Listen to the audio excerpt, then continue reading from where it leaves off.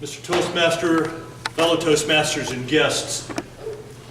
For those of you who are guests and you don't know the role of an evaluator, it is to point out the strengths and perhaps look at some of the challenges and the things that could be made better in a speech.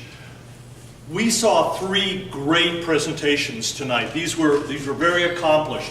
There was a great deal of value, as if you could see yourself as a speaker. There was a great deal of drama. You saw people acting their roles. Lia, your speech was amazing. And I know that as you were building that story, you were asking me to tell you how you could make this story better. But before I do, let me tell you that for those of you who witnessed Lia's speech, you saw her make good eye contact. You saw her moving on the platform here. You saw her with gestures that really helped illustrate that. You heard her with great vocal variety.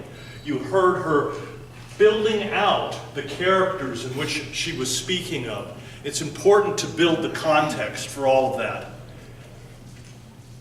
You can't go wrong when you tell a story about a dog. You gotta be in love with the hearing about this dog growing up, becoming strong, and eventually saving the village. But I'm not sure that that's what the story was about. It was an illustration of a character, the dog, and the Adam, and the other characters that were kind of feeding off of the need of the village. The village was running low on supplies.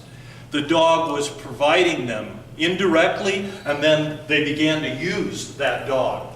So, what we need to really look at is how we could build that issue, the problem of what the village was and the issues that they had with the selfishness and not working together, because that was the closing part of the story that had the strength. I think that's where the story was going.